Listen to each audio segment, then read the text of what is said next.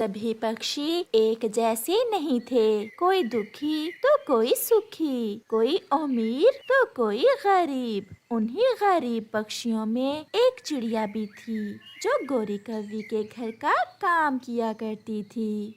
चलो कुकू बेटा, अपना स्कूल बैग उठाओ और मेरे साथ चलो। आप वहीं मेरे पास ही बैठकर अपना होमवर्क कर लेना। मम्मा, गोरी आंटी मुझे बहुत डांटती हैं, मैं नहीं जाऊंगा। बेटा, घर में भी मैं आपको ऐसे अकेले छोड़कर नहीं जा सकती, आप मेरे साथ चलें। फिर रानो चिड़िया अपने बेटे को साथ लेकर गोरी कौवी के घर काम करने चली जाती है। यहाँ बैठकर चुप करके अपना होमवर्क करो और किसी भी चीज को हाथ मत लगाना। वो छोटा बच्चा कुछ बोले बिना अपनी माँ की तरफ देखकर हाँ में सर हिला देता है। ये क्या चिड़िया, इसे आज फिर साथ ले आई हो? इसके पंजे बहुत गंदे हैं, सारा फ्लोर गंदा कर देगा। नहीं नहीं गोरी, आप देख लें, मैंने तो अपने बेटे को आज ही अच्छे से नहलाया है। चलो, अब बातें ही सुनाती जाओगी, कोई काम भी कर लो। पहले रसोई का काम कर लो और फिर बाद में सफाई करना। बर्तन भी धोने हैं और मेरे सर में सरसों का तेल भी लगाना है। वो चिड़िया रोज की तरह अपने काम में लग जाती है। कौवी का बेटा जग्गू कौवा कुकू से थोड़ी दूर बैठकर अपने खिलौनों से खेलने लगता है। वो चाबी वाली रेलगाड़ी चलाता है जो कुकू के पास आकर रुक जाती है। कुकू जल्दी से अपना पंख रेलगाड़ी को लगाते हुए कहता है, ये रेलगाड़ी कितनी सुंदर है, मुझे इसका रंग बहुत अच्छा लगता है। छोड़ो, ये मेरी है, गंदी ना कर देना। मम्मा कहती हैं गरीब बच्चों के हाथों में कीटाणु होते हैं। ऐसा कहते हुए जग्गू फिर से अपने खिलौनों से खेलने लग जाता है। चिड़िया रसोई में काम कर लेती है, झाड़ू भी लगा लेती है। वो शाम तक काम करती है। फिर वो गोरी कौवी के घर से बाहर थोड़ी लकड़ियाँ उठाकर रखती है। जग्गू कौवा खेलते खेलते अपनी रेलगाड़ी कुकू के पास ही रखकर भूल जाता है। चिड़िया का बेटा अभी बच्चा था, उसे वो रेलगाड़ी बहुत अच्छी लग रही थी। वो गौर गौर से उसे देखे जा रहा था और फिर न जाने उसके दिमाग में क्या ख्याल आता है, वो रेलगाड़ी उठाकर अपने बैग में डाल लेता है। कुकू, चलो बेटा चलें, घर जाने का समय हो गया है। फिर वो दोनों माँ बेटा अपने घर चले जाते हैं। अगर मैंने रेलगाड़ी घर में बैग से निकाली तो मम्मा पूछेंगी, मैं कल नदी पर जाकर इससे खेलूंगा। वो अपने मन ही मन में ऐसा सोचता है। मम्मा, मम्मा जल्दी आए। मम्मा, मेरी बड़ी रेलगाड़ी नहीं है जो पापा ने मेरे जन्मदिन पर लेकर दी थी। जग्गू बेटा, गौर से देखो, कहीं इधर उधर रख दी होगी। मम्मा नहीं है, वो कुकू के पास पड़ी थी, वो उठा कर ले गया है मेरी रेलगाड़ी। ये गरीब पक्षी हमेशा चोरी करते हैं। चलो मेरे साथ चलो, मैं अभी जाकर देखती हूँ उसे। फिर जग्गू कौवा अपनी मम्मा के साथ कुकू के घर जाता है। चिड़िया और कुकू बैठे बातें कर रहे थे।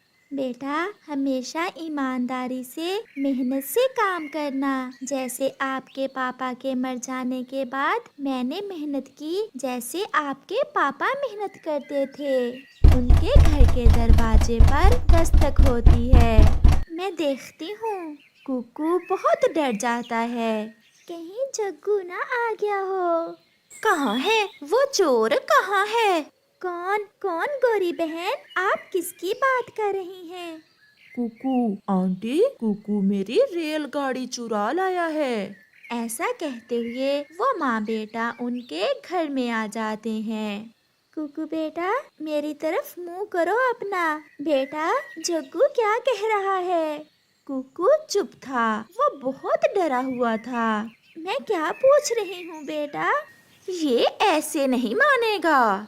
ऐसा कहते हुए गोरी आगे बढ़ती है और कुकू को मारना शुरू कर देती है।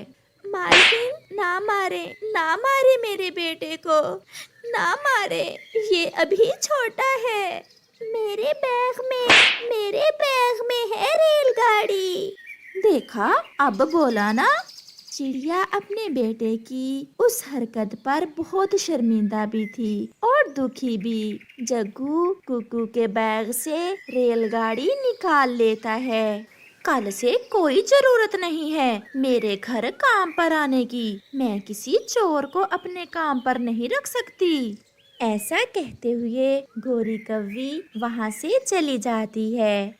कुकू रोए जा रहा था और डर रहा था कि अब उसकी मम्मा उसे बहुत मारेगी। मगर मामा चिड़िया चुप थी, वो तो बस रोए ही जा रही थी।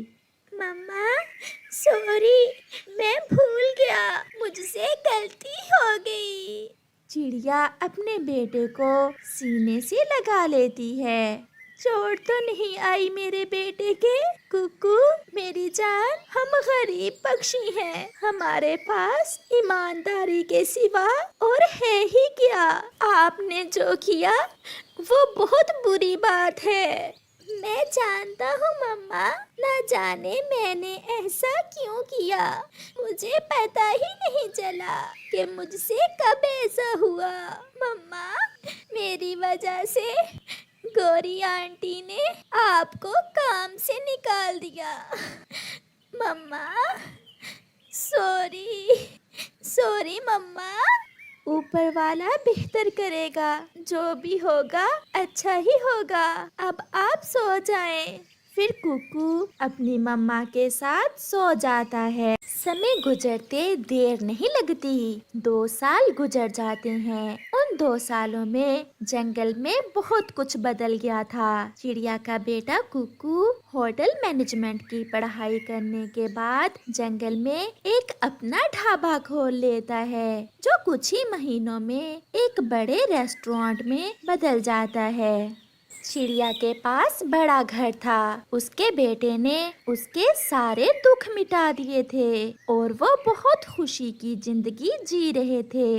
अब देखते हैं कि उन 2 सालों में गोरी कव्वी और जग्गू कव्वे के साथ क्या हुआ। कालू कौवा, जो गोरी का पति था, जिस ऑफिस में काम करता था, वहाँ वो चोरी करते हुए पकड़ा जाता है और उसे सजा हो जाती है। गोरी का घर बिक जाता है और वो एक संदूक साथ लेकर एक टूटे हुए घोंसले में जिंदगी गुजार रही थी। जग्गू बेटा, संतान बढ़ापे का सहारा होती है और आपने हमारे लिए कुछ भी नहीं किया।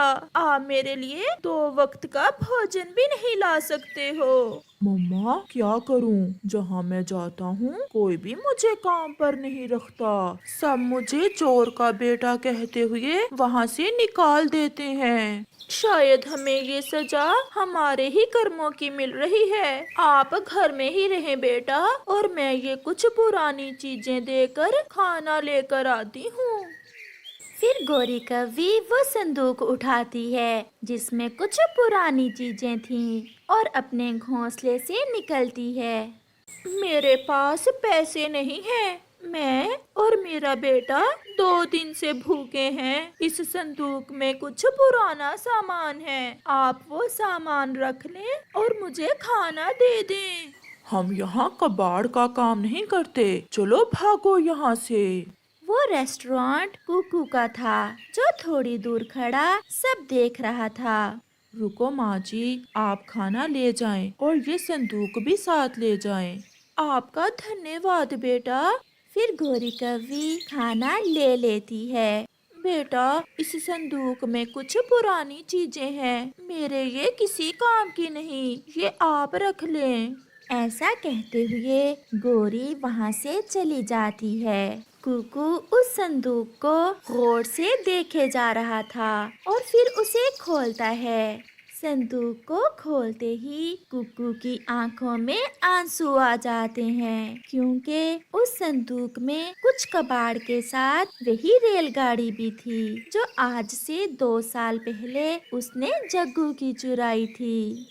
कुकू भीगी आंखों के साथ वो रेलगाड़ी लेकर अपनी हवाई मोटर में बैठकर घर जाता है। कुकू बेटा, क्या बात है? आपकी आंखों में आंसू क्यों है?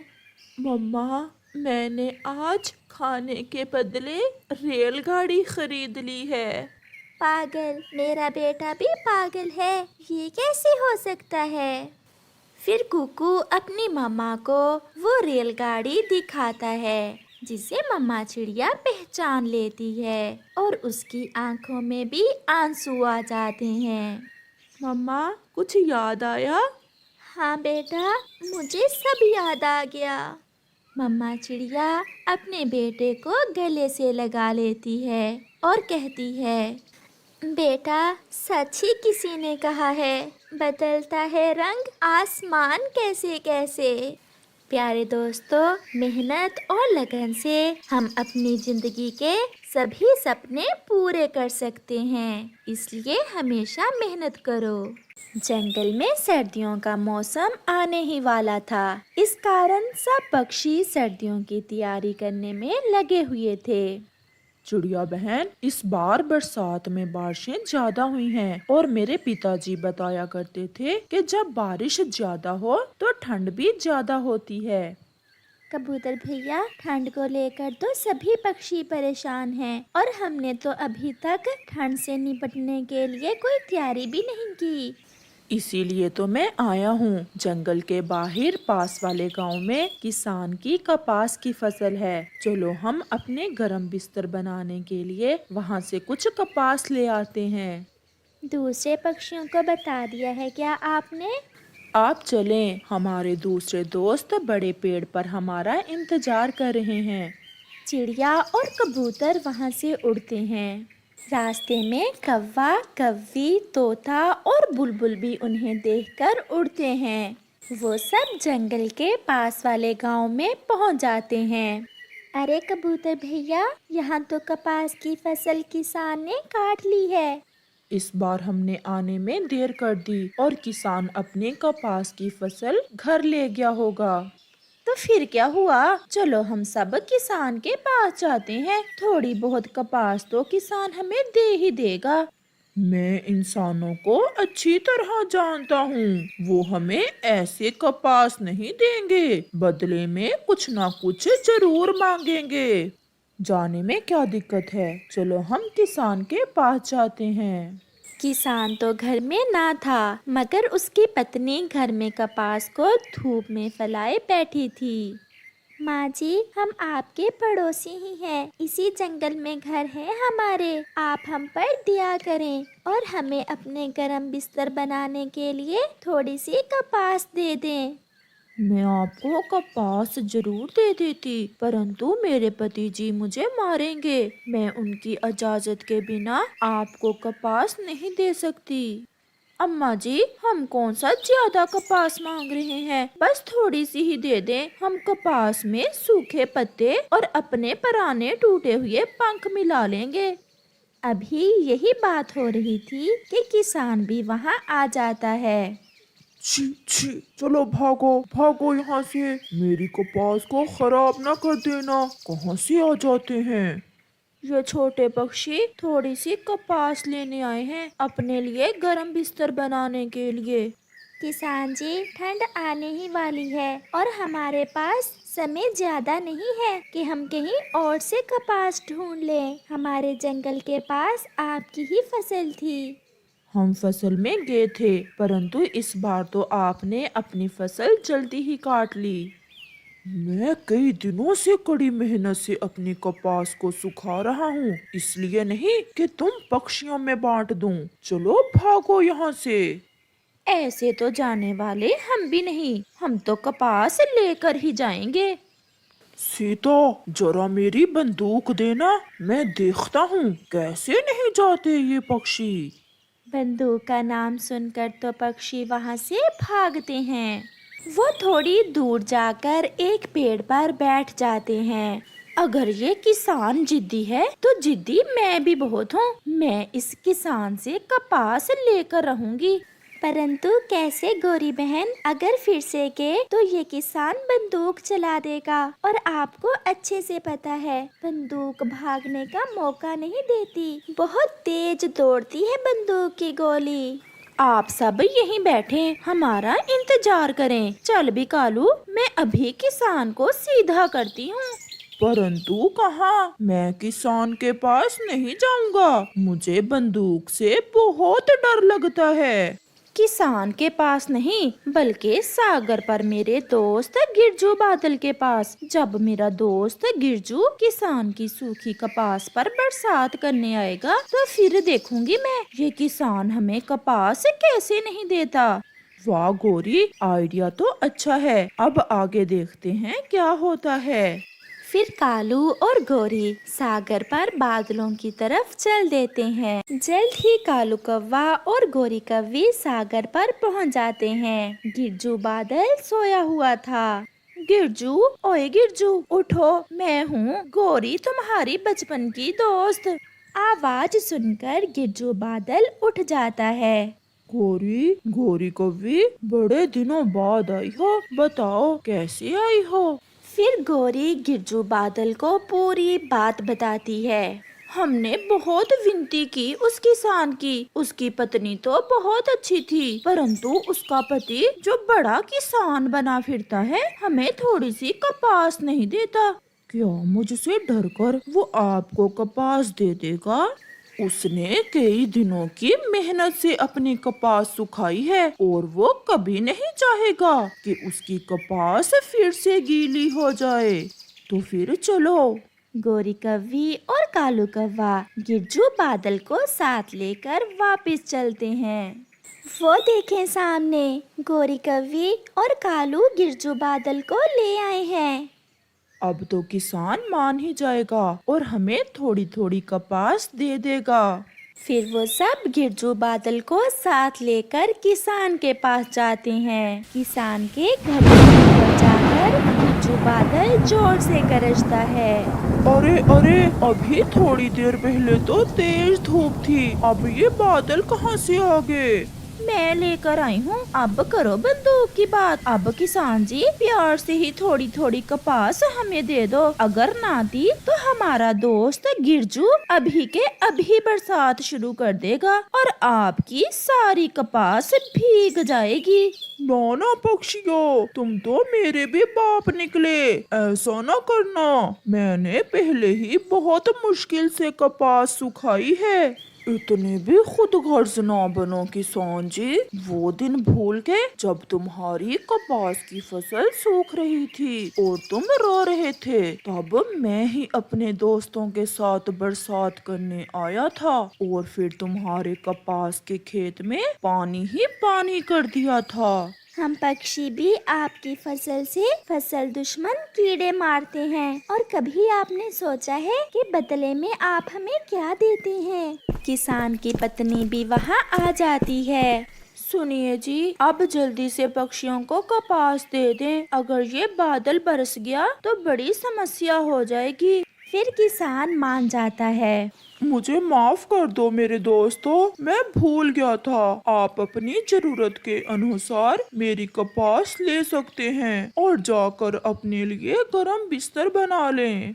फिर सभी पक्षी थोड़ी थोड़ी कपास ले लेते हैं और सब दोस्त वहाँ से चल देते हैं। दोस्तों, मैं अब जा रहा हूँ वापस सागर पर। मेरी पत्नी मेरा इंतजार कर रही होगी। ऐसे गिरजू बादल सागर की तरफ और सभी पक्षी वापस अपने अपने घरों को चलते हैं। वो सब बहुत खुश थे क्योंकि अब ठंड आने से पहले